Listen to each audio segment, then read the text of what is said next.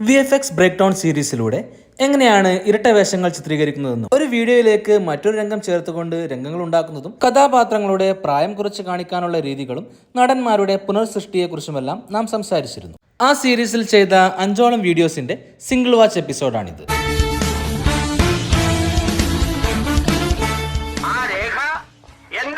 1960-ലാണ് മലയാളത്തിൽ ആദ്യമായി ഇരട്ട കഥാപാത്രങ്ങളുള്ള സിനിമ പുറത്തിറങ്ങുന്നത്.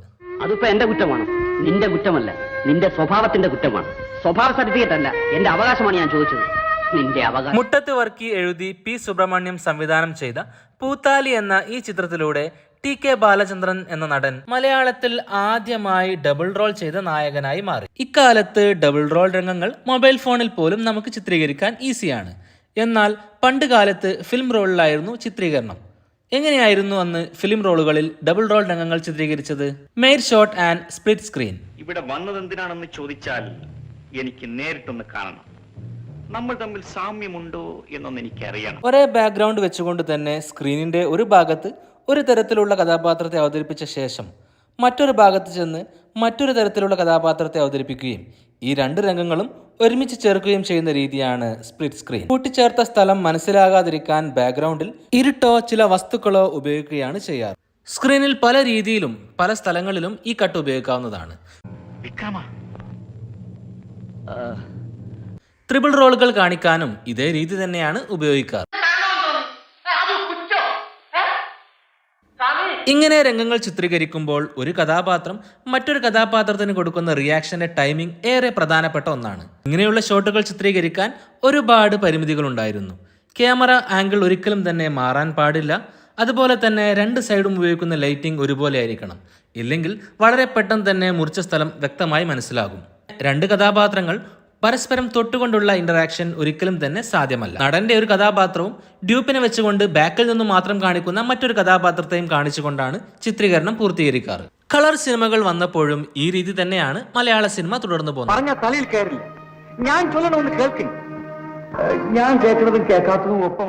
1980 പുറത്തിറങ്ങിയ ഒരു ചിത്രമാണ് മനുഷ്യമൃഗം. ഇങ്ങനെ ഒരു ഹിഡൻ കട്ട് ഉപയോഗിച്ചും കഥാപാത്രങ്ങളെ കാണിക്കാറുണ്ട്. എന്നാൽ ഈ രംഗം ഒന്ന് കണ്ടു നോക്കൂ.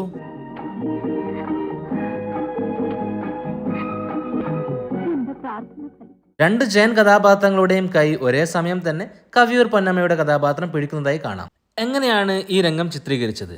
ക്യാമറയ്ക്ക് മുമ്പിൽ ഒരു ഗ്ലാസ് വെക്കുകയും ഒഴിവാക്കേണ്ട ഭാഗം ഈ രംഗത്ത് ജയന്റെ ഡ്യൂപ്പായി അഭിനയിച്ച ആളുടെ തലയുടെ ഭാഗം മാത്രം ഒരു ബ്ലാക്ക് ടേപ്പ് ഉപയോഗിച്ചുകൊണ്ട് മറക്കുകയും ചെയ്യുന്നു. പിന്നീട് നേരെ തിരിച്ച് ടേപ്പ് ഒട്ടിച്ചുകൊണ്ട് അതേ ഫിലിമിൽ തന്നെ ആ രംഗം വീണ്ടും ജയനെ വെച്ചുകൊണ്ട് ഷൂട്ട് ചെയ്യുന്നു. Simple masking using static mate എന്നാണ് ഈ രീതി അറിയപ്പെടുന്നത്.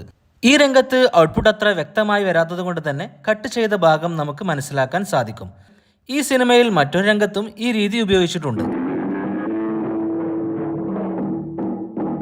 1986-ലാണ് അമിതാഭ് ബച്ചൻ ചിത്രം ഡോൺ മലയാളത്തിലേക്ക് റീമേക്ക് ചെയ്തത്. ശ്രീ മോഹൻലാൽ കേന്ദ്ര കഥാപാത്രങ്ങളെ അവതരിപ്പിച്ച് പുറത്തിറങ്ങിയ ആ ചിത്രം സംവിധാനം ചെയ്തത് ജെ ശശികുമാർ ആയിരുന്നു.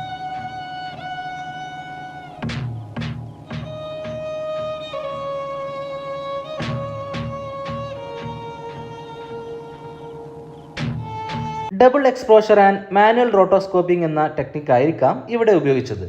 അതായത് ഈ ഒരു ഭാഗം മാത്രം മുഴുവനായും ബ്ലാക്ക് ബാക്ക്ഗ്രൗണ്ട് ഉപയോഗിച്ചുകൊണ്ട് ചിത്രീകരിക്കുകയും പിന്നീട് ആദ്യം എടുത്ത ഷോട്ടിലേക്ക് ഇത് ബ്ലെൻഡ് ചെയ്യുകയും ചെയ്യുന്ന രീതിയാണത്. ഒരു ക്യാരക്ടറിന് മൂവ്മെന്റ് ഇല്ലാത്തത് കൊണ്ട് അത് ചിലപ്പോൾ ഒരു സ്റ്റിൽ മാത്രം ഉപയോഗിച്ചും ചെയ്തതാവാം. മാനുവലി തന്നെയായിരിക്കും ഈ ഭാഗങ്ങൾ കട്ട് ചെയ്യുന്നത്. 1981-ലെ പ്രേം നസീർ ചിത്രം സഞ്ചാരിയിലും ഇതേ ടെക്നിക് തന്നെയായിരിക്കാം ഉപയോഗിച്ചതെന്ന് തോന്നുന്നു. പിന്നെ ഇത് വളരെ രഹസ്യമായിരിക്കണം.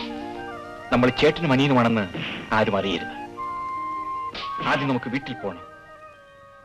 80കളിലും 90കളിലും മലയാള സിനിമയിൽ സ്പ്ലിറ്റ് സ്ക്രീൻ മെയ്ഡ് ഷോട്ടുകളും ട്യൂബിന്റെ പിന്നിൽ നിന്നുള്ള ഷോട്ടുകളും ഉപയോഗിച്ചുകൊണ്ട് ഡബിൾ റോൾ രംഗങ്ങൾ ചിത്രീകരിച്ചു പോന്നു. നിന്റെ ഡാഡിക്ക് പ്രായമായി എന്നുള്ളത് സത്യം. പക്ഷേ പലതും പഴയതിനേക്കാൾ ചെറുപ്പം തന്നെയാണ് മോനെ. എന്താണ് അവരുടെ വ്യവസ്ഥകൾ?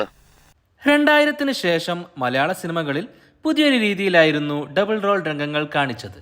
ഏവർക്കും പരിചിതമായ ക്രോമാക്കി മെത്തേഡ്, അതായത് ഗ്രീൻ സ്ക്രീനോ ബ്ലൂ സ്ക്രീനോ ഉപയോഗിച്ചുകൊണ്ടുള്ള മെത്തേഡ്.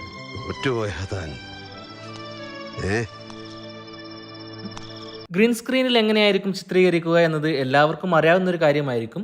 ആദ്യം തന്നെ ബാക്ക്ഗ്രൗണ്ട് മാത്രം ചിത്രീകരിക്കുക. പിന്നീട് ഗ്രീൻ ബാക്ക്ഗ്രൗണ്ട് ഉപയോഗിച്ചുകൊണ്ട് ഓരോ കഥാപാത്രത്തിൻ്റെയും രംഗങ്ങൾ വേറെ വേറെ ചിത്രീകരിക്കുക. ഗ്രീൻ ബാക്ക്ഗ്രൗണ്ട് മാത്രം മായ്ച്ചുകൊണ്ട് പല ലെയറുകളായി എല്ലാ രംഗങ്ങളും ഒരുമിച്ച് കൊണ്ടുവരിക. നീലയോ പച്ചയോ നിറങ്ങളാണ് ഇങ്ങനെയുള്ള ചിത്രീകരണങ്ങൾക്ക് ബാക്ക്ഗ്രൗണ്ടായി ഉപയോഗിക്കാറ്.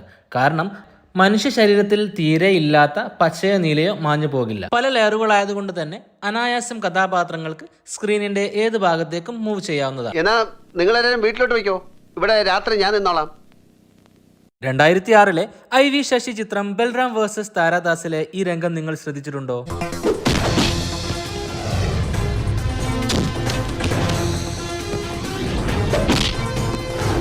കഥാപാത്രങ്ങൾ പരസ്പരം ഒരിക്കലും തന്നെ ടച്ച് ചെയ്യുന്നില്ലെങ്കിലും പെർഫെക്റ്റ് ടൈമിങ്ങിലൂടെ അവർ പരസ്പരം തൊടുന്നതായി ഒരു ഇല്യൂഷൻ ക്രിയേറ്റ് ചെയ്യുന്നുണ്ട്. 2002 പുറത്തിറങ്ങിയ ദിലീപ് ചിത്രമായ കുഞ്ഞിക്കൂനലിലെ ഒരു രംഗമാണിത്.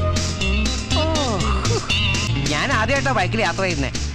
സാർ ആദ്യമായിട്ടാണോ? അല്ല. ഈ രംഗത്തിലേതുപോലെ കഥാപാത്രങ്ങൾ പരസ്പരം തൊട്ടുകൊണ്ടുള്ള രംഗങ്ങൾ എങ്ങനെയായിരിക്കും ചിത്രീകരിക്കുക? അവിടെയും ഉപയോഗിക്കുന്നത് ഗ്രീൻ സ്ക്രീൻ തന്നെയാണ്. പക്ഷേ കൂടെ തന്നെ ഒരു ബോഡി ഡബിളിനെയും ഉപയോഗിക്കും. പിന്നീട് നടൻ ഗ്രീൻ സ്ക്രീനിൽ അഭിനയിച്ച തന്റെ തലയുടെ ഭാഗം ബോഡി ഡബിളിന്റെ തലക്ക് പകരം അവിടെ പേസ്റ്റ് ചെയ്യും. ഈ രീതി ഉപയോഗിക്കുമ്പോഴും ക്യാമറയുടെ മൂവ്മെന്റ് അപ്പോഴും നിശ്ചലമായി തന്നെയാണ്. യഥാർത്ഥത്തിൽ ക്യാമറ മൂവ് ചെയ്തുകൊണ്ടാണ് ഷൂട്ട് ചെയ്തതെങ്കിൽ അതുപോലെ തന്നെ ക്യാമറ മൂവ് ചെയ്തുകൊണ്ട് വീണ്ടും ഗ്രീൻ സ്ക്രീനിൽ ഷൂട്ട് ചെയ്യേണ്ടി വരും. അങ്ങനെ ക്യാമറ മൂവ് ചെയ്തുകൊണ്ടുള്ള ചില ഡബിൾ റോൾ രംഗങ്ങൾ 2003 രഞ്ജിത്ത് സംവിധാനം ചെയ്ത മിഴി രണ്ടിലും എന്ന സിനിമയിൽ കാണാം.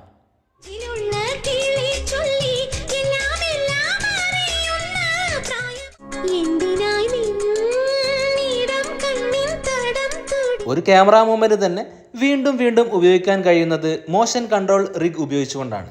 അല്ലെങ്കിൽ ക്യാമറമാൻ തന്റെ കഴിവ് ഉപയോഗിച്ചുകൊണ്ട് വീണ്ടും ആ രംഗം ചിത്രീകരിച്ചതുമാവാം. ശാസ്ത്രത്തിന്റെ വളർച്ചയോടെ ഇനിയും ഒരുപാട് രീതികളിൽ ഡബിൾ റോൾ രംഗങ്ങൾ ചിത്രീകരിക്കാവുന്നതാണ്. അങ്ങനെയുള്ളവ മലയാള സിനിമയിലുണ്ടെങ്കിൽ അവ കമന്റ് ചെയ്യുമല്ലോ. ഒരു നടനെ ഒരു സീനിൽ ഒരുപാട് പേരായി കാണിക്കാൻ എന്ത് ചെയ്യും? അപ്പോൾ ഉപയോഗിക്കുന്ന രീതിയാണ് ഡിജിറ്റൽ ഡബിൾ. പൂർണ്ണമായും കമ്പ്യൂട്ടർ ഗ്രാഫിക്സിൽ മാത്രം നടന്റെ ഒരു മനുഷ്യരൂപം ഉണ്ടാക്കുകയും അത് പേസ്റ്റ് ചെയ്യുകയും ചെയ്യുന്ന രീതിയാണത്. യന്ത്രൻ സിനിമയിൽ ഒരുപാട് ഭാഗത്ത് അങ്ങനെയുള്ള രംഗങ്ങൾ ഉപയോഗിച്ചതായി കാണാം. മറ്റൊരു രീതിയാണ് സൂര്യയുടെ മാട്രാൻ സിനിമയിൽ കാണിച്ച രീതി. നായകന്റെ 5 ഭാഗത്തു നിന്നുമുള്ള വീഡിയോ എടുക്കുകയും അവ ഉപയോഗിച്ചുകൊണ്ട് ഒരു 3D രൂപം ഉണ്ടാക്കുകയും ബോഡി ഡബിളിനെ ഉപയോഗിച്ച് ഷൂട്ട് ചെയ്ത രംഗങ്ങളിൽ അത് പേസ്റ്റ് ചെയ്യുകയും ചെയ്യുന്ന രീതിയാണത്. ഒരുപാട് ക്യാമറകൾ ഉപയോഗിച്ചുകൊണ്ട് നായകന്റെ ഫേസ് ടെക്സ്ചർ മാപ്പ് ഉണ്ടാക്കുകയും അത് പിന്നീട് ബോഡി ഡബിളിന്റെ മുഖത്ത് പേസ്റ്റ് ചെയ്യുകയും ചെയ്യുന്ന രീതിയുമുണ്ട്. മറ്റൊരു രീതിയാണ് ഇപ്പോൾ ഉപയോഗിക്കുന്ന face head body replacement. Dhoom 3 പോലെയുള്ള സിനിമകളിൽ ഉപയോഗിച്ചിരിക്കുന്നത് ആ രീതിയാണ്. പൂർണ്ണമായും കമ്പ്യൂട്ടർ ഗ്രാഫിക്സിൽ മാത്രം നായകന്റെ ഷൂട്ട് ചെയ്ത രംഗങ്ങൾ ഒരുമിച്ച് തന്നെ പേസ്റ്റ് ചെയ്യാവുന്ന രീതിയാണിപ്പോൾ. ചില നടന്മാരെ അവരുടെ മരണശേഷവും സാങ്കേതിക വിദ്യയിലൂടെ സിനിമകളിൽ പുനരാവിഷ്കരിക്കാറുണ്ട്. അതുപോലെ പ്രായമായ നടന്മാരെ ചെറുപ്പക്കാരായി കാണിക്കാറുമുണ്ട്. നാം ഇന്ന് സംസാരിക്കുന്നത് അങ്ങനെയുള്ള ചില കഥാപാത്രങ്ങളെക്കുറിച്ചും സിനിമകളെക്കുറിച്ചുമാണ്. മുമ്പത്തെ യഥാർത്ഥ വീഡിയോയിലേക്ക് കഥാപാത്രത്തെ ചേർത്തുകൊണ്ട് സിനിമയിൽ രംഗങ്ങൾ ഉണ്ടാക്കുന്നതിനെ കുറിച്ചും നാം സംസാരിക്കുന്നുണ്ട്. 2001 നിസാർ സംവിധാനം ചെയ്ത് ജയസൂര്യ, കലാഭവൻ ഷാജോൺ, കോട്ടയം നസീർ തുടങ്ങിയവർ അഭിനയിച്ച് പുറത്തിറങ്ങിയ ചിത്രമായിരുന്നു അപരന്മാർ നഗരത്തിൽ. അല്ല, നീ ഏതാ? ഞാൻ പ്രൊഡക്ഷനിലെ നസീറിനെയും ബാസിയെയും 1989 അന്തരിച്ച മലയാളത്തിന്റെ നിത്യഹരിത നായകൻ പ്രേം നസീർ ആ സിനിമയിലെ ഈ ഗാനരംഗത്ത് പ്രത്യക്ഷപ്പെട്ടു. മായം മറിമായം മണ്ണിൽ ജാലം പൊടിപൂരം രാവിൽ സൂര്യനുദിച്ചെന്നാൽ രാജന്മാരും ചോരന്മാർ കണ്ടു ഇത് കണ്ടു ഈ മുയലിനു കൊമ്പുകൾ കണ്ടു. 1983 അദ്ദേഹം അഭിനയിച്ച ജസ്റ്റിസ് രാജ എന്ന സിനിമയിലെ പോലീസ് നമുക്ക് എന്ന് തുടങ്ങുന്ന ഗാനത്തിലെ രംഗങ്ങളാണ് അവയിൽ പലതും.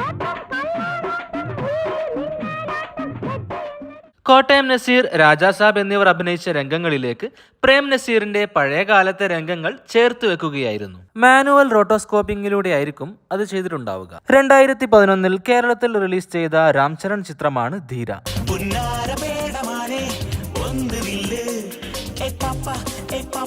2009 SS രാജമൗലി സംവിധാനം ചെയ്ത മഗധീര എന്ന ചിത്രത്തിന്റെ മലയാളം വേർഷൻ ആയിരുന്നു അത്.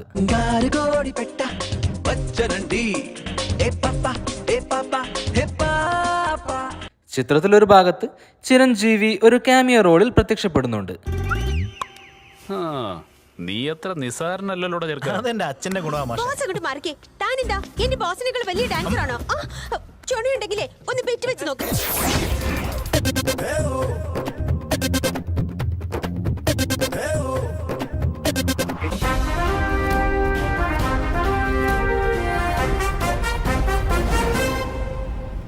ഈ ഒരു സീനിൽ 1992 കാലഘട്ടത്തിലെ ചിരഞ്ജീവിയാണ് കാണിക്കുന്നത്. അദ്ദേഹത്തിന്റെ തന്നെ ആ വർഷത്തെ ചരണമുകുടു എന്ന ചിത്രത്തിലെ ഒരു ഗാനരംഗത്തു നിന്നുമാണ് ഈ രംഗങ്ങൾ എടുത്തിരിക്കുന്നത്. ആ ഒരു ചിത്രത്തിലെ ഗാനത്തിൽ നിന്നും ചിരഞ്ജീവിയെ മാത്രം കട്ട് ചെയ്തുകൊണ്ട് പുതിയ രംഗത്ത് പേസ്റ്റ് ചെയ്യുകയായിരുന്നു. ആ ചിത്രവും കേരളത്തിൽ ഹേ ഹീറോ എന്ന പേരിൽ റിലീസ് ചെയ്തിരുന്നു. 175 കൂടുതൽ ദിവസം ആ ചിത്രം കേരളത്തിൽ ഓടിയിരുന്നു.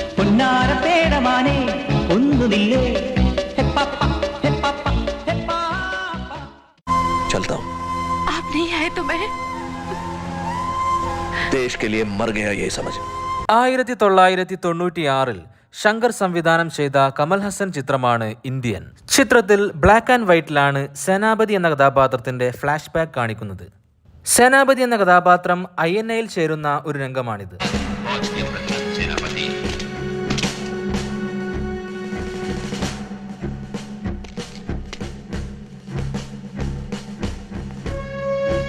ഇന്ത്യൻ സ്വതന്ത്ര സമര പോരാളി സുഭാഷ് ചന്ദ്രബോസിന്റെ യഥാർത്ഥ വീഡിയോ ആണ് ആ സിനിമയിൽ കാണിക്കുന്നത്. യഥാർത്ഥ വീഡിയോയിലേക്ക് കമൽ ഹസന്റെ കഥാപാത്രത്തെ പേസ്റ്റ് ചെയ്യുകയായിരുന്നു. कमांडर सरदुल सिंह सेठी, कमांडर बलविंदर सिंह, インド国民軍ついに宿坊の祖国の土を踏む。この感激も生々しい3月22日、前線において某最高指揮官はアラカン作戦初の主勲者の栄誉サンダー・イ・ジャンの勲章を授与。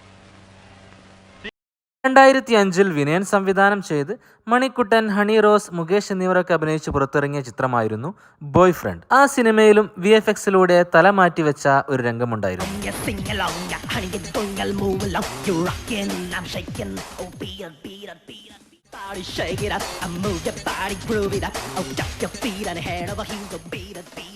പിന്നെ ഒറിജിനൽ ആണെന്ന് പറയില്ലടാ, അത്രക്ക് ആർട്ടിഫിഷ്യൽ ആയിട്ട്. ഇനി കഥാപാത്രം വരുമ്പോ ഒന്നുകൂടെ ആർട്ടിഫിഷ്യൽ ആവും.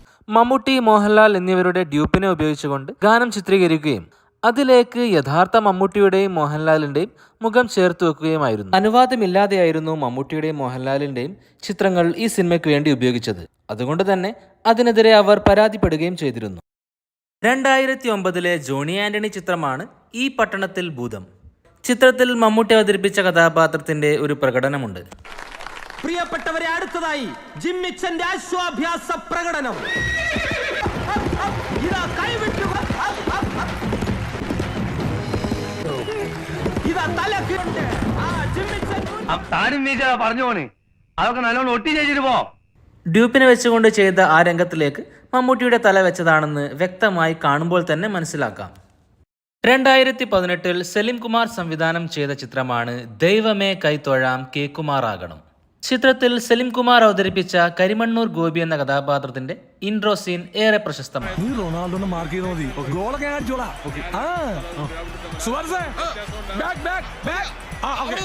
2017 നടന്ന യഥാർത്ഥ എൽ ക്ലാസിക്കോ മത്സരത്തിലേക്ക് സലിം കുമാറിന്റെ കഥാപാത്രത്തെ പേസ്റ്റ് ചെയ്യുകയായിരുന്നു. മറ്റൊരു ഫുട്ബോളറിന് പകരം ഗ്രീൻ സ്ക്രീനിൽ ഷൂട്ട് ചെയ്ത സലിം കുമാറിന്റെ രംഗങ്ങൾ ചേർത്ത് വെക്കുകയായിരുന്നു. എതിരാളികളുടെ ടീം സർവ്വദൈവങ്ങളെ കുറിച്ച് പ്രാർത്ഥിക്കാം. കാരണം Karivannur Gopi is on the ground. Gopi വന്ന് 2016 പുറത്തിറങ്ങിയ സുശാന്ത് സിംഗ് രാജ്പുത് ചിത്രം MS ധോണി ദ അൺടോൾഡ് സ്റ്റോറിയിൽ ഒരുപാട് രംഗങ്ങളിൽ ഒറിജിനൽ ഫുട്ടേജുകളിലേക്ക് അഭിനേതാവിന്റെ രംഗം പേസ്റ്റ് ചെയ്തതായി കാണാം.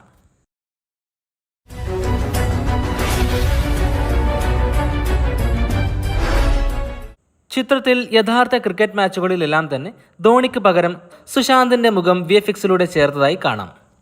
നടന്മാരുടെ മരണശേഷവും VFX-ലൂടെ അവരെ റീക്രിയേറ്റ് ചെയ്തതിനെക്കുറിച്ചും നടന്മാരുടെ പ്രായം കുറച്ച് കാണിക്കുന്ന ടെക്നോളജിയെക്കുറിച്ചുമെല്ലാം നമുക്ക് അടുത്ത എപ്പിസോഡിൽ സംസാരിക്കാം. 2014 റിലീസ് ചെയ്ത രജനീകാന്ത് ചിത്രമായിരുന്നു കൊച്ചടിയാൻ. മോഷൻ ക്യാപ്ചർ ടെക്നോളജി ഉപയോഗിച്ചുകൊണ്ടുള്ള 3D ആനിമേഷൻ ചിത്രമാണത്. എங்கள் നാട്ടിൻ രഥ ഗജ തുറക പദാതികളെ 1000-ലധികം സിനിമകളിൽ അഭിനയിച്ച തമിഴ് കൊമേഡിയൻ ആക്ടറാണ് നാഗേഷ്. கடைசியில நாங்க 2 பேரும் தூங்கிடுவோம், இது பாட்டுக்கு படக்கு படக்குன்னு முடிச்சுக்கிட்டே இருக்கும். இப்ப பாரு, சார் யாரு? டாக்டரா? ഇനിമേ എதுக்கு டாக்டർ? 2009 മരണപ്പെട്ട അദ്ദേഹത്തെ 2014 ആ ചിത്രത്തിൽ ഒരു കഥാപാത്രമായി നമുക്ക് കാണാം.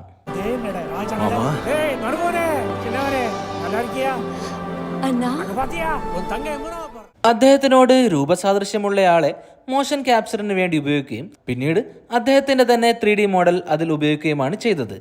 ശബ്ദത്തിനായി അദ്ദേഹത്തിന്റെ ശബ്ദം അനുകരിക്കുന്നയാളെ ഉപയോഗിച്ചിരുന്നു.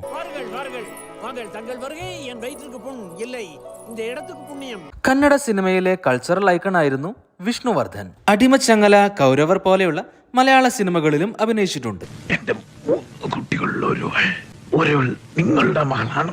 രാജമാണിക്യം സിനിമയുടെ കന്നഡ വേർഷനിൽ അദ്ദേഹമായിരുന്നു നായകൻ. അത്രത്തോളം ആരാധകരുള്ള ഒരു നടനാണ് അദ്ദേഹം. അതുകൊണ്ട് തന്നെ 2009 അദ്ദേഹത്തിന്റെ മരണശേഷവും 2 സിനിമകളിലും കഥാപാത്രങ്ങളായി അദ്ദേഹത്തെ കാണിച്ചിരുന്നു. 2016 റിലീസ് ചെയ്ത നാഗരഹാവു എന്ന സിനിമയിൽ അദ്ദേഹമായിരുന്നു ഒരു പ്രധാന കഥാപാത്രത്തെ അവതരിപ്പിച്ചത്.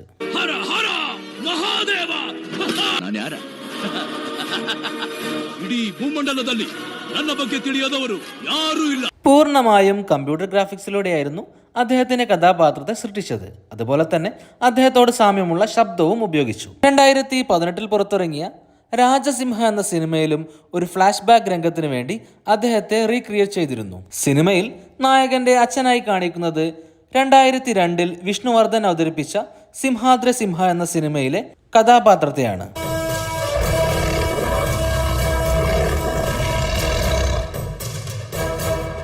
ആ പഴയ സിനിമയിലെ പല രംഗങ്ങളും ആദ്യം കാണിക്കുകയും പുതിയ സിനിമയിലെ കഥയോട് ബന്ധപ്പെടുത്താൻ വേണ്ടി ഗ്രാഫിക്സിലൂടെ ചിത്രീകരിച്ച ചില ഇമേജുകൾ മാത്രം കാണിക്കുകയുമാണ് ചെയ്യുന്നത്. गांव वालों की भलाई के लिए मैंने जो फैसला किया है उसे किसी भी सूरत में नहीं बदलूंगा, ऐसा तुम्हारे पापा ने कह दिया. इसीलिए वो नहर के അകാലത്തിൽ മരണപ്പെട്ട ഒരു ഹിന്ദി നടിയായിരുന്നു ദിവ്യ ഭാരതി. ബോളിവുഡിൽ തിളങ്ങി നിൽക്കുന്ന സമയത്തായിരുന്നു അവർ ഫ്ളാറ്റിൽ നിന്നും വീണ് മരണപ്പെടുന്നത്. ആ സമയത്ത് 10ഓളം ചിത്രങ്ങളിൽ നായികയായി അഭിനയിക്കാൻ സൈൻ ചെയ്തിരുന്ന ആളായിരുന്നു ദിവ്യ ഭാരതി. തന്റെ കരിയറിൽ ഏറ്റവും ഉന്നതിയിൽ നിൽക്കുന്ന സമയത്തായിരുന്നു അവരുടെ മരണം. 1993 അവരുടെ മരണശേഷം 3 ചിത്രങ്ങളാണ് പുറത്തു വന്നത്. സൂപ്പർ ഹിറ്റായിരുന്ന രംഗ് പോലെയുള്ള സിനിമകളിൽ അവരുടെ ഡ്യൂപ്പിനെ ഉപയോഗിച്ചുകൊണ്ട് പിന്നിൽ നിന്നുള്ള പല ഷോട്ടുകളും കാണിക്കുകയാണ് ചെയ്തത്. ശത്രഞ്ച് പോലെ മുഴുവൻ പൂർത്തീകരിച്ച സിനിമകളിൽ ശബ്ദത്തിന് വേണ്ടി മാത്രം ഡബ്ബിംഗ് ആർട്ടിസ്റ്റിനെ ഉപയോഗിക്കുകയും ചെയ്തു. തൊലിമിദ്ദു എന്ന ഒരു തെലുങ്ക് സിനിമയുമാണ് പിന്നീട് റിലീസ് ചെയ്തത്. ആ സിനിമ പൂർത്തീകരിക്കാൻ ദിവ്യ ഭാരതിക്ക് സാധിച്ചിരുന്നില്ല.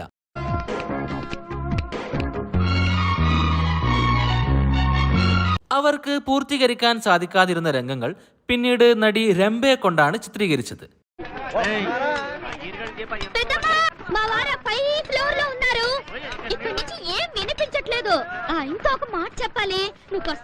രംഭയുടെ ദിവ്യഭാരതിയുമായുള്ള മുഖസാദൃശ്യം അതിന് ഉപകാരപ്രദമായി. പെട്ടെന്ന് മുഖം വ്യക്തമാകാത്ത രീതിയിലുള്ള ഷോട്ടുകളാണ് രംഭയ്ക്ക് വേണ്ടി സെറ്റ് ചെയ്തത്. അതുകൊണ്ട് തന്നെ ഒരു കഥാപാത്രത്തെ 2 പേർ അഭിനയിച്ചുകൊണ്ട് ചിത്രം പൂർത്തീകരിച്ചു. അവർ സൈൻ ചെയ്ത 10ഓളം ചിത്രങ്ങൾ പിന്നീട് അവരെ മറ്റു നടിമാർ റീപ്ലേസ് ചെയ്തു. ഏറെക്കുറെ മുഴുവനായും ദിവ്യഭാരതി അഭിനയിച്ച മറ്റൊരു ചിത്രമായിരുന്നു ലാഡ്ല. പകുതിയിലധികം ചിത്രീകരണം പൂർത്തീകരിച്ച ആ സിനിമ വീണ്ടും ആദ്യം മുതലേ ശ്രീദേവിയെ ഉപയോഗിച്ചുകൊണ്ട് ചിത്രീകരിക്കുകയായിരുന്നു. प्रोडक्शन 50 टर्न्स के बदले 49 टर्न्स कहते हुआ. वो क्या मैडम, कल 5 मजदूर काम पे नहीं आए थे इसलिए. स्कूल के बच्चों की तरह मुझे एक्सक्यूज मत दिया करो. अगर 5 मजदूर नहीं आए थे तो उनकी जगह दूसरे 5 मजदूरों से ओवरटाइम क्यों नहीं करवाया? तुम लोग ये मत भूलो, ये हिंदुस्तान की नंबर 1 फैक्ट्री है और मुझे ये फैक्ट्री दुनिया की हर चीज से ज्यादा प्यारी है, अपने माँ बाप से भी ज्यादा. और इसकी पोजीशन डाउन करने वाले को मैं हरगिज़ माफ नहीं कर सकती. अंडरस्टैंड? 2022 റിലീസ് ചെയ്ത മറ്റൊരു ബോളിവുഡ് ചിത്രമാണ് ശർമാജി നംകീൻ. നടൻ ഋഷി കപൂറിന്റെ അവസാനം റിലീസ് ചെയ്ത സിനിമയായിരുന്നു അത്. 2020 അദ്ദേഹം മരണപ്പെട്ടത്. സിനിമയിലെ പല രംഗങ്ങളും അദ്ദേഹത്തിന് അഭിനയിക്കാൻ സാധിച്ചിരുന്നില്ല. ശർമാജി എന്ന കഥാപാത്രത്തെ പിന്നീട് പരേഷ് റാവലാണ് അവതരിപ്പിച്ചത്. സിനിമയിൽ പരേഷ് റാവലും ഋഷി കപൂറും കണ്ടിന്യൂറ്റിയുള്ള രംഗങ്ങളിൽ പോലും മാറി മാറി വരുന്നതായി കാണാം.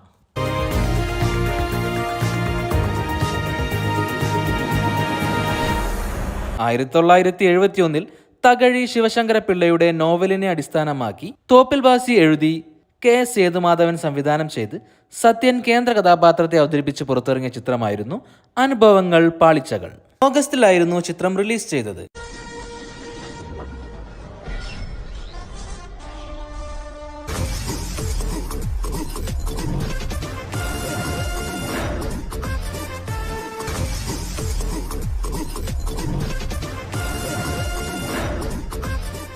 ആ വർഷം ജൂണിൽ ശ്രീ സത്യൻ നമ്മെ വിട്ടുപിരിഞ്ഞു.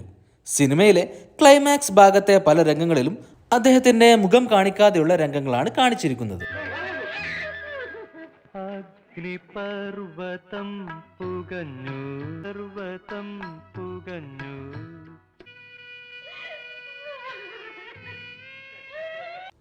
ഒരു ഡ്യൂപ്പിനെ ഉപയോഗിച്ചുകൊണ്ട് ചെയ്തതായിരിക്കാം അത്. പല കാരണങ്ങളാൽ ഡ്യൂപ്പിനെ ഉപയോഗിച്ചുകൊണ്ട് ചിത്രീകരണം പൂർത്തീകരിച്ച സിനിമകളെക്കുറിച്ച് നാം ചെയ്ത വീഡിയോ നിങ്ങൾ കണ്ടു കാണുമല്ലോ. കമ്പ്യൂട്ടർ ഗ്രാഫിക്സിലൂടെ ശ്രീ ജയനെ നായകനാക്കിക്കൊണ്ട് അവതാരം എന്ന പേരിൽ ഒരു സിനിമ റിലീസ് ചെയ്യുമെന്നുള്ള വാർത്തകൾ പുറത്തു വന്നിരുന്നു. ഇതുപോലെ ഏത് നടനെയാണ് മരണശേഷവും നിങ്ങൾക്ക് സ്ക്രീനിൽ കാണാൻ താല്പര്യം? അതുപോലെ തന്നെ ഏതെങ്കിലും മലയാള സിനിമയിൽ ഇതുപോലെ നടന്മാരെ മരണശേഷം സിനിമയിൽ വീണ്ടും കൊണ്ടുവന്നിട്ടുണ്ടെങ്കിൽ അവ നിങ്ങൾക്കറിയാമെങ്കിൽ അത് കമന്റ് ചെയ്യുമല്ലോ. കഥാപാത്രങ്ങൾക്ക് വേണ്ടി ചിലപ്പോൾ ചില നടന്മാരെ പ്രായം കുറച്ച് കാണിക്കേണ്ടി വരും. അങ്ങനെ നടന്മാരെ ചെറുപ്പക്കാരായി കാണിക്കാൻ വേണ്ടി ഉപയോഗിക്കുന്ന രീതികളെക്കുറിച്ചാണ് നാം ഇന്ന് സംസാരിക്കുന്നത്. പല കാരണങ്ങളാൽ നടന്മാർക്ക് അഭിനയിക്കാൻ സാധിക്കാതെ വന്നപ്പോൾ അവരുടെ ഡ്യൂപ്പുകളെ ഉപയോഗിച്ചുകൊണ്ട് ചിത്രീകരണം പൂർത്തീകരിച്ച സിനിമകളെക്കുറിച്ച് നാം സംസാരിച്ചിരുന്നു. ആ വീഡിയോയിൽ പലരും കമന്റ് ചെയ്ത ഒരു കാര്യമായിരുന്നു 2010 രഞ്ജിത്ത് സംവിധാനം ചെയ്ത് മമ്മൂട്ടി അഭിനയിച്ച പ്രാഞ്ചിയേട്ടൻ ആൻഡ് ദി സെയിന്റ് എന്ന സിനിമയിലെ ഈ രംഗത്തെക്കുറിച്ച്. എന്താ ബാബുലയ, ഒരു പള്ളി വിളിച്ചെന്നോ അമ്പലം കെട്ടിയെന്നോ ശ്രീരാമനോ ബാർബറോ എന്താ പ്രശ്നം?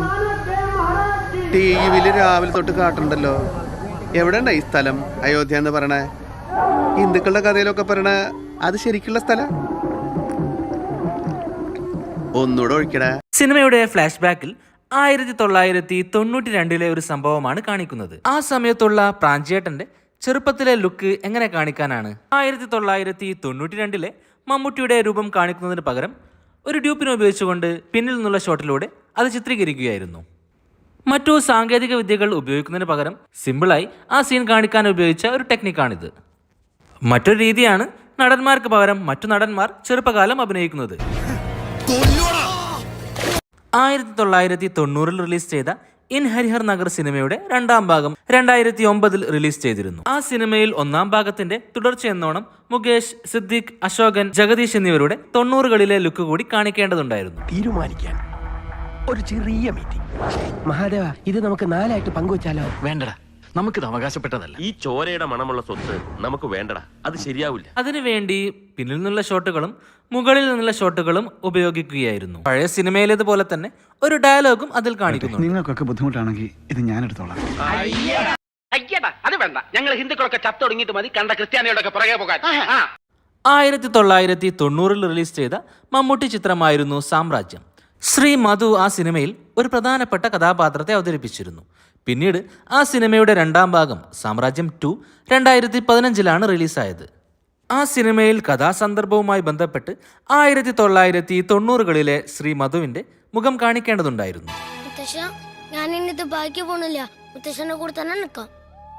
വേണ്ട, ഞാൻ നിന്റെ നന്മയ്ക്ക് വേണ്ടിയാണ് പറയുന്നത്. ഒരിക്കലും നീ ഇവിടെ നിൽക്കരുത്.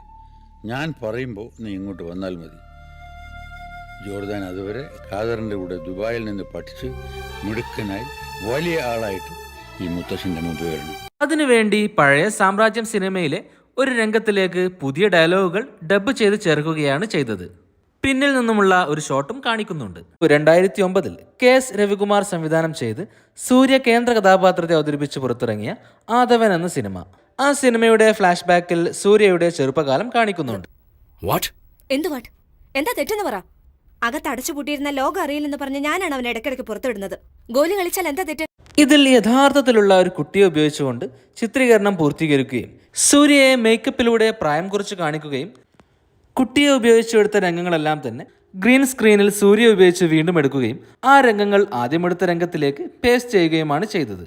ഇന്ന് കമ്പ്യൂട്ടർ ഗ്രാഫിക്സിന്റെ സഹായത്തോടെ നടന്മാരെ ചെറുപ്പമായി കാണിക്കാറുണ്ട്. ഡി ഏജിങ് എന്നാണ് അതിനെ വിളിക്കാറ്. ഹോളിവുഡിൽ ഐറിഷ്മാൻ പോലെ ഒരുപാട് സിനിമകളിൽ ഈ ടെക്നോളജി ഉപയോഗിച്ചിട്ടുണ്ട്. നടന്മാരെ വെച്ചുകൊണ്ട് തന്നെ ചിത്രീകരിക്കുകയും CGIയുടെ സഹായത്തോടെ അവരെ ചെറുപ്പമാക്കുകയും ചെയ്യുന്ന രീതിയും, അല്ലെങ്കിൽ അവരുടെ തന്നെ ചെറുപ്പത്തിലെ ചില സിനിമകളിലെ രംഗങ്ങൾ ഉപയോഗിച്ചുകൊണ്ട് റീക്രിയേറ്റ് ചെയ്യുകയും ട്യൂബായി ബോഡി ഡബിൾ ഉപയോഗിച്ചുകൊണ്ട് അതിനു മുകളിൽ CGIയിലൂടെ കഥാപാത്രത്തെ സൃഷ്ടിക്കുകയും എല്ലാം ചെയ്യാറുണ്ട്. 2022 ചിരഞ്ജീവി, മകൻ രാംചരൺ എന്നിവർ കേന്ദ്ര കഥാപാത്രങ്ങളെ അവതരിപ്പിച്ച് പുറത്തിറങ്ങിയ ചിത്രമായിരുന്നു ആചാര്യ. ഈ ഒരു സിനിമയിൽ ചിരഞ്ജീവിയെ ഒരു ഫ്ലാഷ് ബാക്ക് രംഗത്തിൽ പൂർണ്ണമായും ചെറുപ്പക്കാരനായി കാണിക്കുന്നുണ്ട്.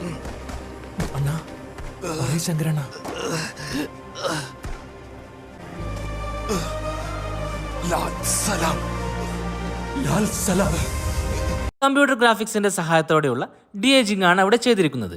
ചില പിന്നിൽ നിന്നുള്ള രംഗങ്ങളും ഉപയോഗിച്ചിട്ടുണ്ട്. 2016 റിലീസ് ചെയ്ത ഷാറുഖ് ഖാൻ ചിത്രമായ ഫാനിലായിരിക്കാം ഇന്ത്യയിൽ ആദ്യമായി DAGing ഉപയോഗിച്ചത്. ചിത്രത്തിൽ ഷാറുഖ് ഖാൻ 2 കഥാപാത്രങ്ങളെയാണ് അവതരിപ്പിച്ചത്. അതിൽ ഷാറുഖ് ഖാൻ ഗൗരവ് എന്ന കഥാപാത്രത്തെ അവതരിപ്പിച്ചിരുന്നു. ചിത്രം മുഴുനീളെ ഒരു ചെറുപ്പക്കാരനായിട്ടാണ് ആ കഥാപാത്രം.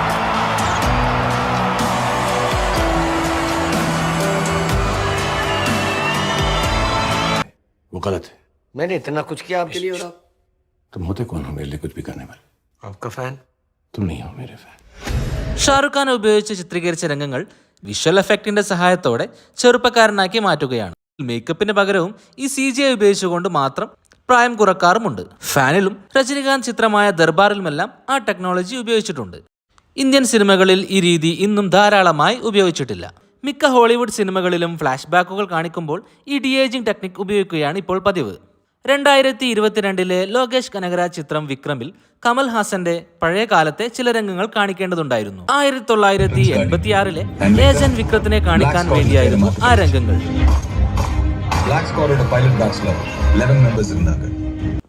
വിദേശത്ത് വെച്ച് ചെയ്യാനിരുന്ന ആ രംഗങ്ങൾ വളരെ എക്സ്പെൻസീവ് ആയതുകൊണ്ട് ഇന്ത്യയിൽ തന്നെ അത് ചെയ്യാൻ തീരുമാനിക്കുകയും, പക്ഷേ സിനിമയുടെ റിലീസ് സമയമായിട്ടും ആ 1 മിനിറ്റ് രംഗങ്ങൾ റിലീസ് ചെയ്യാൻ സാധിച്ചില്ല. ഒരു എക്സ്ക്ലൂസീവ് കട്ടായി ആ രംഗങ്ങൾ പിന്നീട് റിലീസ് ചെയ്യുമെന്നും ലോകേഷ് കനകരാജ് അറിയിച്ചിരുന്നു. മലയാള സിനിമകളിൽ ഇതുപോലെയുള്ള രംഗങ്ങൾ നിങ്ങൾ കണ്ടിട്ടുണ്ടെങ്കിൽ അവ കമന്റ് ചെയ്യുമല്ലോ. 2019 വിനയൻ സംവിധാനം ചെയ്ത ഹൊറർ ചിത്രമാണ് ആകാശഗംഗ 2. ആദ്യ ഭാഗത്തിലും 2ാം ഭാഗത്തിലും പ്രധാന കഥാപാത്രമായ ഗംഗയെ അവതരിപ്പിച്ചത് ആക്ട്രസ് മയൂരിയായിരുന്നു. അറിയുമോ എന്നെ? ഞാനാണ് ഗംഗ. 2005 തന്റെ 22ാം വയസ്സിൽ മയൂരി ആത്മഹത്യ ചെയ്തിരുന്നു. 2019 ഈ ചിത്രത്തിലെ ഒരു രംഗത്തിൽ മയൂരിയെ നമുക്ക് കാണാം.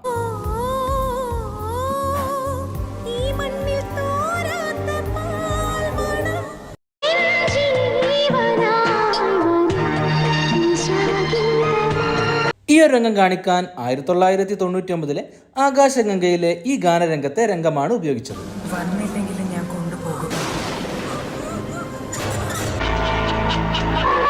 മയൂരിക്ക് ഡയലോഗുള്ള ഈ ഭാഗങ്ങൾ ആദ്യ ഭാഗത്തിലെ ഒരു രംഗത്തിലേക്ക് VFXിലൂടെ ലിപ് മൂവ്മെന്റ് നൽകിയതാണ്. 2010 തോംസൺ കെ തോമസ് സംവിധാനം ചെയ്ത ദിലീപ് ചിത്രമാണ് കാര്യസ്ഥൻ. ആ ചിത്രത്തിലെ ഒരു ഗാനരംഗമാണിത്. ഈ ഒരു ഗാനരംഗത്ത് രജനീകാന്തിന്റെ കൂടെ ഡാൻസ് ചെയ്യുന്ന ദിലീപിനെ നമുക്ക് കാണാം.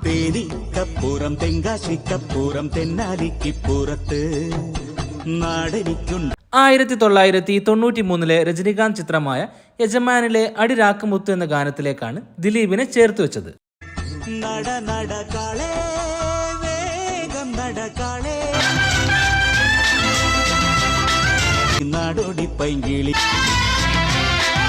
ഗ്രീൻ സ്ക്രീനിൽ ഷൂട്ട് ചെയ്ത ദിലീപിന്റെ ഡാൻസ് രംഗങ്ങൾ രജനീകാന്തിന്റെ ഡാൻസിലേക്ക് പേസ്റ്റ് ചെയ്യുക മാത്രമാണ് ചെയ്യുന്നതും.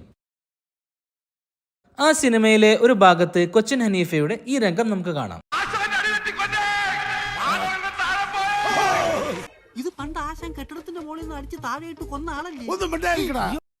2010 അദ്ദേഹം മരണപ്പെട്ടത്. 1995 മന്നാർ മത്തായി സ്പീക്കിംഗിലെ ഏറെ പ്രസിദ്ധമായ ഈ രംഗമാണ് ഇവിടെ റോട്ടോസ്കോപ്പി ചെയ്ത് കാണിച്ചിരിക്കുന്നത്. NTR ജൂനിയർ അദ്ദേഹത്തിന്റെ ഗ്രാൻഡ് ഫാദർ NTRനെ 2 സിനിമകളിൽ റീക്രിയേറ്റ് ചെയ്തിട്ടുണ്ട്. 2007 രാജമൗലി സംവിധാനം ചെയ്ത യമദോങ്ക എന്ന ചിത്രത്തിൽ NTR ജൂനിയർ ചെയ്ത കഥാപാത്രം തന്റെ ഗ്രാൻഡ് ഫാദറിനെ സ്വർഗത്തിൽ വെച്ച് കാണുന്ന ഒരു രംഗമുണ്ട്.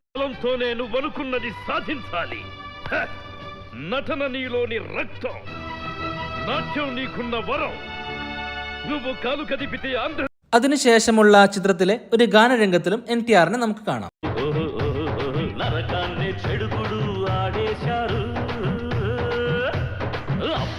ഏതൊക്കെ സിനിമയിൽ നിന്നുമാണ് NTRന്റെ രംഗങ്ങൾ എടുത്തതെന്ന് നിങ്ങൾക്കറിയാമെങ്കിൽ അവ കമന്റ് ചെയ്യുമല്ലോ.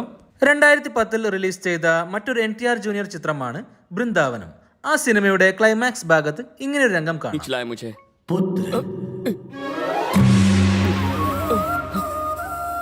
दोनों से ब्याह कर लो, कठिनाई होगी, बाद में आदत पड़ जाएगी. ആ രംഗത്ത് ലോർഡ് കൃഷ്ണയായി അഭിനയിക്കുന്നത് NTR തന്നെയാണ്. 10ലധികം സിനിമകളിൽ NTR ലോർഡ് കൃഷ്ണയുടെ കഥാപാത്രത്തെ അവതരിപ്പിച്ചിട്ടുണ്ട്. അവയിൽ ഏതെങ്കിലും ഒന്നായിരിക്കാം ആ സിനിമയിൽ ഉപയോഗിച്ചത്. 2018 രാജ്കുമാർ ഹിറാനി സംവിധാനം ചെയ്ത രൺബീർ കപൂർ ചിത്രമാണ് സഞ്ജു. ബോളിവുഡ് ആക്ടർ സഞ്ജയ് ദത്തിന്റെ ജീവിതകഥയാണ് ചിത്രം പറയുന്നത്. അതുകൊണ്ട് തന്നെ സഞ്ജയ് ദത്ത് അവതരിപ്പിച്ച ചില പ്രശസ്തമായ കഥാപാത്രങ്ങളെ രൺബീർ കപൂർ അഭിനയിച്ചുകൊണ്ട് റീക്രിയേറ്റ് ചെയ്തിട്ടുണ്ട്. 2003 രാജ്കുമാർ ഹിറാനി തന്നെ സംവിധാനം ചെയ്ത സഞ്ജയ് ദത്ത് ചിത്രമായിരുന്നു മുന്നാബായ് MBBS.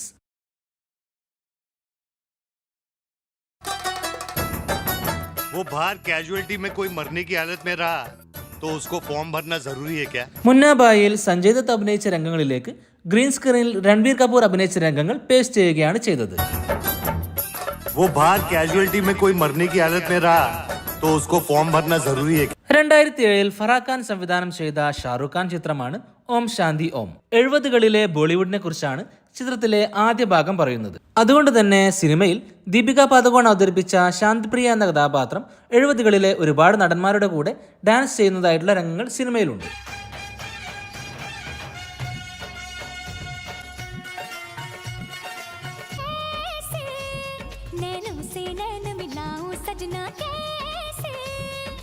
ഈ ഒരു രംഗത്ത് കാണിച്ചിരിക്കുന്ന സുനിൽ ദത്തിന്റെ രംഗങ്ങൾ 1966 അമ്രപാലി എന്ന സിനിമയിലെ രംഗങ്ങളാണ്.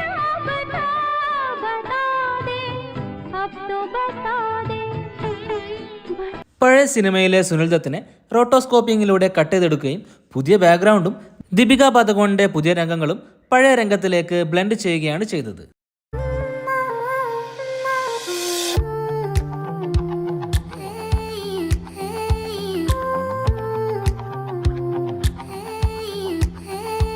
ഈ രംഗങ്ങളിൽ ജിതേന്ദ്രയെ കാണിച്ചിരിക്കുന്നത് 1977 ജയ് വിജയ് എന്ന സിനിമയിലെ ഗാനരംഗത്തിൽ നിന്നുമാണ്.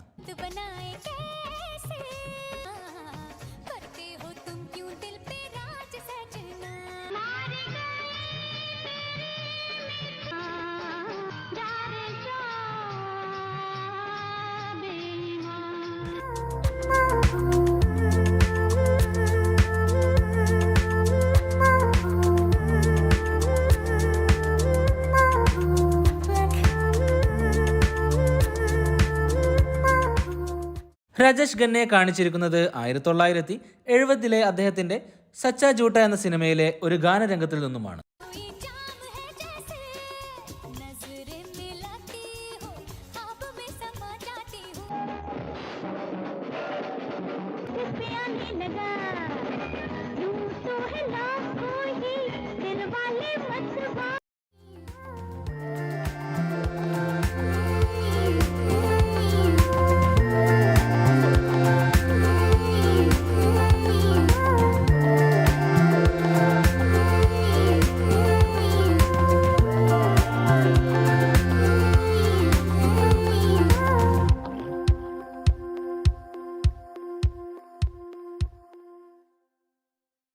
രണ്ടായിരത്തി 2017 സൂര്യയുടെ സിംഗം 3 റിലീസ് ചെയ്യുന്നത്.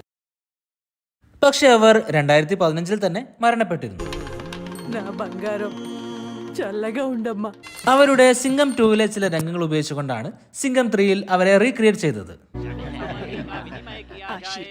ഷാറുഖ് ഖാൻ അദ്ദേഹത്തിന്റെ ഫാൻ എന്ന ചിത്രത്തിൽ ഡി-ഏജിംഗ് ടെക്നോളജി ഉപയോഗിച്ചതിനെ കുറിച്ച് നാം കഴിഞ്ഞ പാർട്ടിൽ സംസാരിച്ചിരുന്നു. 2022 ആമിർ ഖാൻ ചിത്രമായ ലാൽ സിംഗ് ചഡ്ഡയിലും ഷാറുഖ് ഖാനെ 1990കളിലെ ലുക്കിൽ കാണിച്ചിരുന്നു.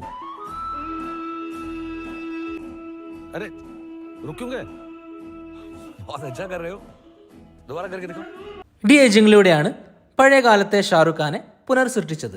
സൽമാൻ ഖാനെയും അദ്ദേഹത്തിന്റെ പഴയ കാലത്തെ ലുക്കിൽ നാം കണ്ടിട്ടുണ്ട്. फ्यूचर से आया हूँ. फ्यूचर में भी मेरी बॉडी सेम और फैंस का प्यार सेम. ഈ ഒരു പരസ്യരംഗത്തിലാണ് ഡി-ഏജിംഗിലൂടെ 1990കളിലെ സൽമാൻ ഖാനെ കാണിക്കുന്നത്. അദ്ദേഹത്തിന്റെ 1994 ഹം ആപ്കെ കോൻ എന്ന സിനിമയിലെ കഥാപാത്രത്തെയാണ് ഈ പരസ്യങ്ങളിൽ കാണിക്കുന്നത്. പൂർണ്ണമായും ഡി-ഏജിംഗിലൂടെയാണ് സൽമാൻ ഖാന്റെ പഴയ കാലത്തെ കഥാപാത്രത്തെ പുനഃസൃഷ്ടിച്ചത്. 2022 പുനീത് രാജകുമാർ അവസാനം അഭിനയിച്ച ജെയിംസ് എന്ന സിനിമ റിലീസ് ചെയ്യുന്നത്. ആ സിനിമയുടെ ചിത്രീകരണം പൂർത്തീകരിക്കുന്നതിന് മുമ്പ് തന്നെ അദ്ദേഹം മരണപ്പെട്ടിരുന്നു. അതുകൊണ്ട് തന്നെ പല രംഗങ്ങളും ബോഡി ഡബിളിനെ ഉപയോഗിച്ചുകൊണ്ടാണ് പൂർത്തീകരിച്ചത്. ഒരു ഫൈറ്റ് സീൻ മുഴുവനായും അദ്ദേഹത്തിന്റെ മുഖം മറച്ചുകൊണ്ടാണ് ചെയ്യുന്നത്. സിനിമയിലെ ചില രംഗങ്ങളിൽ അദ്ദേഹത്തിന്റെ ഫേസും VFXലൂടെ റീക്രിയേറ്റ് ചെയ്തതായി കാണാം. അജയ്, CKKU, മനു എന്നിവരുടെ കമന്റുകൾ ഈ വീഡിയോ ചെയ്യാൻ സഹായകരമായിട്ടുണ്ട്. ഇതുപോലുള്ള കാര്യങ്ങൾ നിങ്ങൾക്കറിയാമെങ്കിൽ അവ കമന്റ് ചെയ്യുമല്ലോ. മറ്റൊരു രസകരമായ വീഡിയോയുമായി വീണ്ടും വരാം. പീസ്.